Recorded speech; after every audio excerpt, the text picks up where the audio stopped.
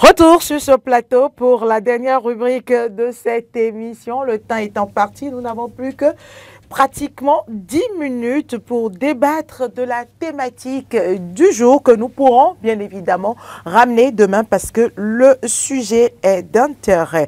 Alors, achat d'une carte SIM pour autrui, risques et conséquences.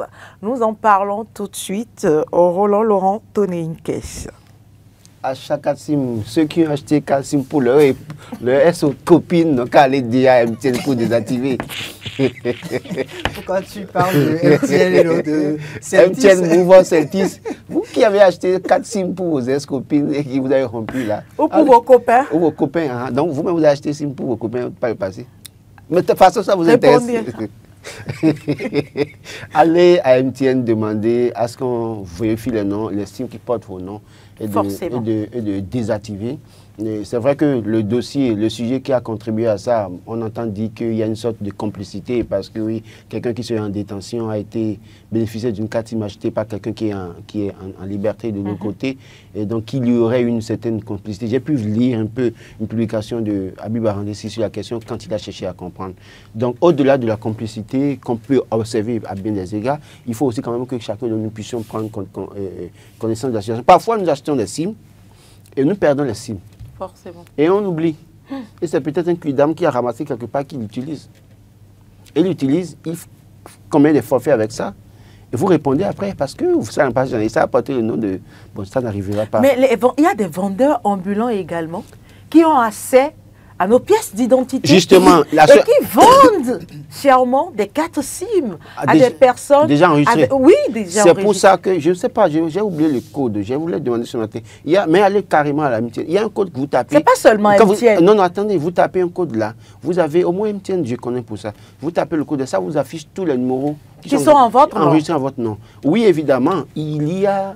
Et c'est ça aussi le drame que nous avons aujourd'hui. C'est pourquoi je souhaite parfois que désormais, si vous voulez acheter une SIM là, je préfère carrément aller dans les agences. Parce que les jeunes qui circulent là parfois, ils peuvent faire la copie de votre pièce d'identité.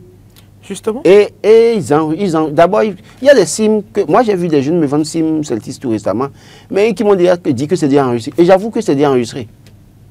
J'ai tenté, j'ai vu que c'était déjà enregistré. Et ça fonctionne. J'ai attendu 2 ou 3 jours pour voir, mais ils vont couper, non. Donc, en réalité, ils le font. Et parfois, ils vendent ça cher à certaines personnes. Pour moi, j'ai acheté ça à 200 €. Mais il y a des gens qui achètent ça, oui, parce qu'il ne faut pas penser qu'ils achètent ça à 5 000 pour faire quelque chose. Mais il y a des gens qui achètent ça à 6 000, 5 000, 10 000 chez eux pour commettre des forfaits. Malheureusement, c'est votre pièce que le gars, vous le laissez ça, il flash d'abord, au lieu de flasher déjà dans l'application, il ne le fait plus, il finit de faire ça, mais il fait la photo en même temps. Et après, il peut aller imprimer ça et sortir ça comme carte et encore flasher après pour enregistrer une SIM. Donc, nous devons aussi faire attention quand nous voulons acheter des SIM. Quand vous voulez acheter des SIM, parfois, l'appareil qu'ils détiennent en main, qu'ils ont en main là, restez à côté d'eux pour voir en même temps ce qu'ils font. Il ne faut pas être naïf et continuer à leur remettre votre pièce d'identité et rester à l'écart. Vous serez pris au piège.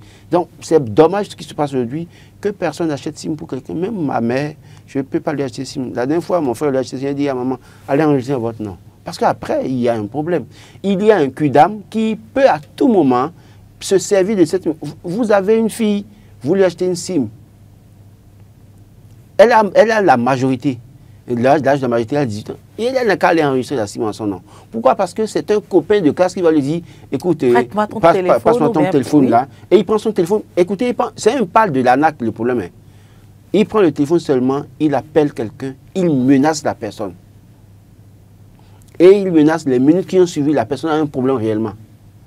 Ah, attention, on vient vous chercher. Choper votre fille. Donc, c'est autant de choses pour notre propre sécurité que nous puissions faire très attention aujourd'hui dans l'achat des SIM et que nous puissions aller dans les différentes directions de MTN, Move, Celtis, si vous voulez, pour aller voir quels sont les numéros enregistrés en nos noms et de les désactiver au plus vite.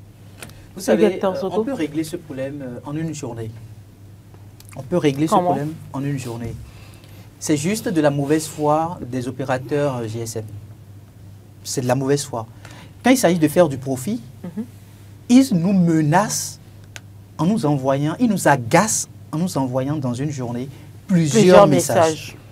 Aujourd'hui, ça ne coûte absolument à rien à ces opérateurs GSM d'envoyer aux porteurs de chaque numéro tous les numéros qui sont enregistrés en son nom. En une journée, c'est réglé. Il suffit seulement de le faire de cette manière-là. Carole Olaye, bonjour, vous aviez tel numéro, tel nombre de numéros enregistrés en votre nom. Voici les numéros.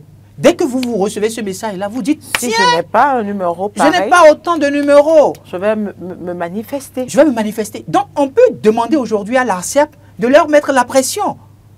Ce n'est pas seulement nos milliards qu'ils vont... On peut même appeler pour dire, désactiver tous les numéros à mon nom. Aujourd'hui, ce n'est pas possible, on vous dit de venir avec votre pièce d'être en présentiel d'abord.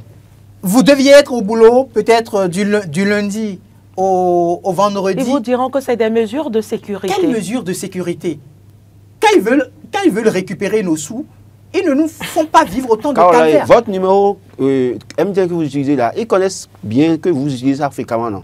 Ils savent que c'est vous, non? C'est ça. Donc si vous appelez maintenant, normalement, en réalité, pour dire désactiver tous les numéros à mon nom, merci. Ils doivent pouvoir comprendre. Parce que en suivant la traçabilité, le fonctionnement de cette SIM, ils se rendent compte que c'est vraiment Carole qui utilise. Donc, c'est pas simple. Mais aujourd'hui, tu les appelles avec le numéro qu'ils te connaissent, sur lequel ils te font la pression, mettent la pression. Et c'est mais malgré ça, ils vont te dire, venez d'abord avec votre pièce d'identité. Il y a un problème. On peut vous envoyer un message le jour de votre anniversaire pour dire, Carole, MTN, vous... Oui. Mais automatiquement, rappelez-leur pour leur demander de désactiver tous les numéros en dehors de ce numéro que j'utilise. Ils ne vont pas le faire. Donc, pour moi, il faut aujourd'hui que l'ARCEP puisse mettre la pression aux opérateurs GSM et qu'ils nous facilitent la tâche. Parce que s'ils ne le font pas d'une manière ou d'une autre, ça voudrait dire qu'ils sont complices aussi de ce processus d'anarque dans notre pays. C'est eux qui vendent les cartes SIM. C'est eux qui vendent les cartes SIM. Le citoyen a quel temps pour aller s'asseoir dans une agence? Ce n'est pas comme si vous allez dans l'agence et les minutes d'après, on règle votre problème. Vous allez dans l'agence, une longue file d'attente vous accueille. Et vous passez peut-être 1 heure, 2 heures avant que l'opération ne se fasse. Donc à partir de ce moment-là, quel citoyen a le temps aujourd'hui de pouvoir aller s'asseoir dans une agence juste pour dire je veux désactiver tel nombre de numéros inscrits frauduleusement à mon nom? Donc c'est une question d'intérêt national. Qu'ils arrêtent maintenant ce qu'ils font là, les messages pour nous dire oui, tel forfait, vous pouvez l'activer. Apparemment, il y a quelqu'un. Téléspectateurs en ligne, vous avez exactement 1 minute pour vos propos. On est à la fin pratiquement de cette émission. Mais allez-y. Monsieur Onitshango, bonjour. Monsieur Onitshango, vous nous appelez d'où? Je vous appelle depuis Cotonou. Depuis Cotonou. Oui. Allez-y pour votre intervention. À l'histoire de l'achat, moi, j'ai un ami qui a une SIM. Quand il était à l'extérieur, c'est son oncle qui lui a payé ça. Mais l'oncle ne vit plus. Quand je dis un oncle marche longue, il ne vit plus parce qu'il était tout petit quand il n'avait même pas 18 ans. Mais celui-là, garde cette SIM-là jusqu'à après. Il va à MTN, il dit mon oncle ne vit pas. Mettez ça à mon nom. Voilà mes pièces. On dit donc d'aller chercher l'oncle qui est mort là, ses pièces, avant qu'on ne lui fasse le changement. J'ai dit non, c'est ma... Faites tout, demandez-moi toutes pièces, je vais les fournir. Donc on dit non. Si celui-là, s'il était un cancer, puis il orchestrait un truc là, on ira réveiller l'oncle qui est mort déjà. Ils savent ce qu'ils font.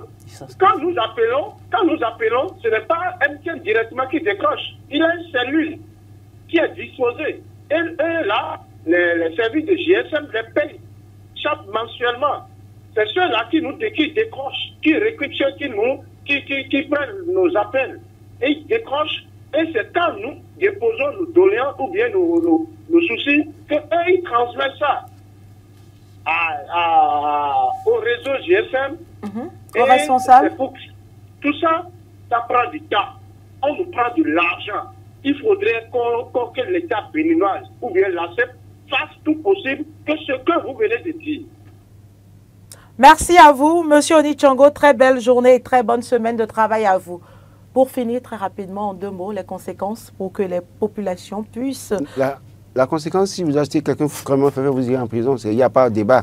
Prenez soin de vous, c'est tout simplement. Et faites attention. La conséquence, c'est que vous perdez votre liberté et vous vous retrouvez derrière les barreaux. Donc, on ne vous le souhaite pas. On vous attribue une faute dont vous n'êtes pas auteur. Les risques sont énorme, chers amis téléspectateurs, amis auditeurs de la 102.3 et amis internautes. À vous de faire le geste qu'il faut afin de ne pas vous retrouver emprisonnés. Merci à toutes et à tous de nous avoir suivis. Très belle journée et très bonne semaine de travail à chacun et à tous.